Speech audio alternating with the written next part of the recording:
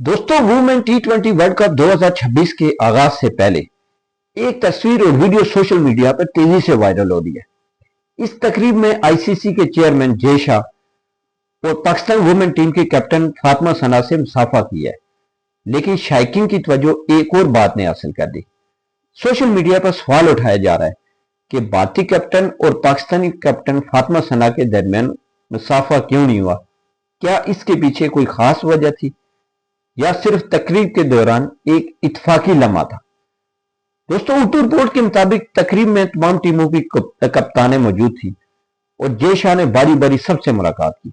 ताहम भारतीय कप्तान और फातिमा सना के दरमियान मुसाफे के हवाले से कोई बाज़ाब्ता वजाहत सामने नहीं आई है।